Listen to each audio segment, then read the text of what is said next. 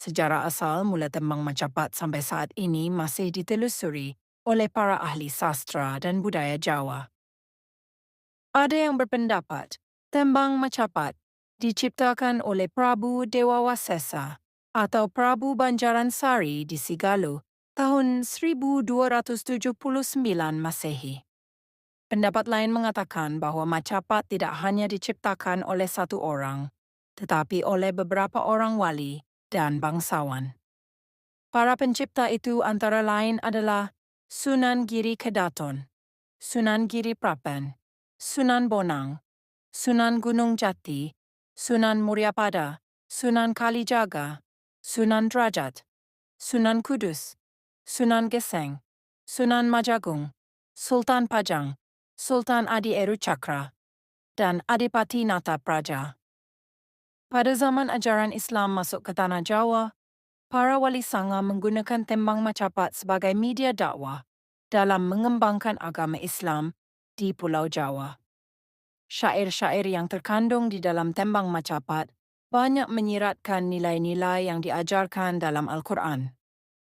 Sebagai contoh, dalam Al-Quran terdapat ayat yang berbunyi, Kullu nafsin za'iqatul maut, setiap jiwa pasti akan mati, yang dituangkan dalam Macapat Megatro yang berarti berpisahnya antara roh dan tubuh manusia.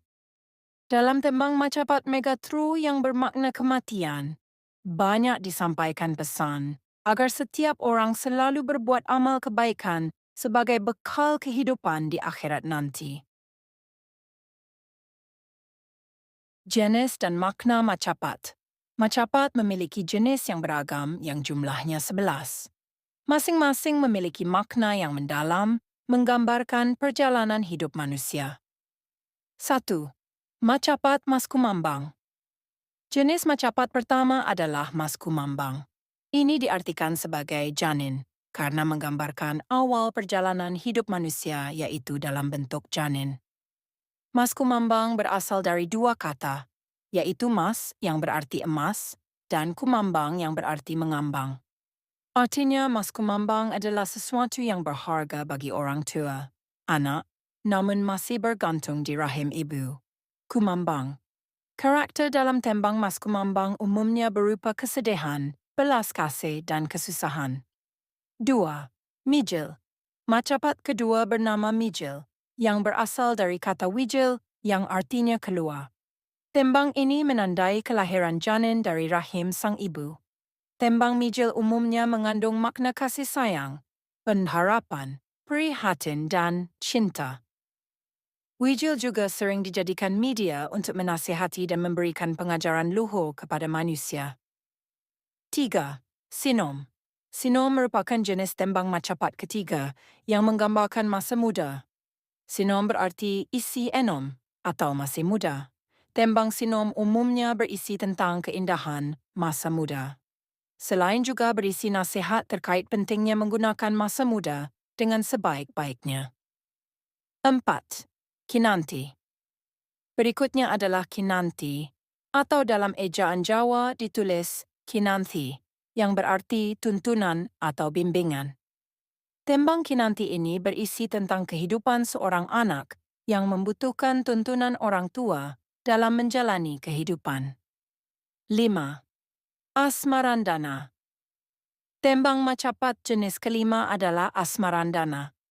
Kata Asmarandana terdiri dari dua kata, yaitu asmara yang artinya cinta dan dahana yang berarti api. Sehingga secara harfiah Asmarandana bermakna api asmara. Tembang Asmarandana ini menggambarkan perjalanan hidup manusia yang sudah mengenal cinta, atau bisa diistilahkan mabuk asmara. 6. Gambuh. Setelah mengenal cinta, manusia akan melangkah pada jenjang kehidupan berikutnya, yaitu berjodoh. Gambuh sendiri memiliki arti cocok atau berjodoh. Dari kecocokan ini, sepasang manusia akan mulai membentuk rumah tangga dalam sebuah pernikahan. Seperti namanya, tembang gambuh menggambarkan keselarasan dan kebijaksanaan. 7. Dandang Gulo. Tembang Macapat berikutnya bernama Dandang Gulo. Dalam bahasa Jawa, dandang berarti harapan, sementara gula berarti manis.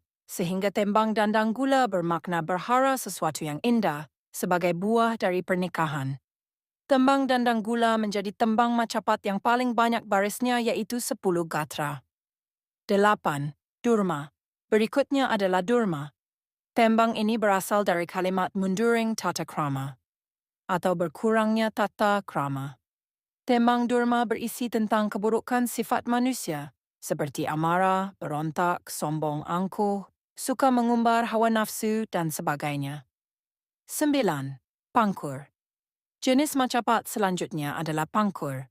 Kata ini berasal dari mungkur, yang artinya undur diri.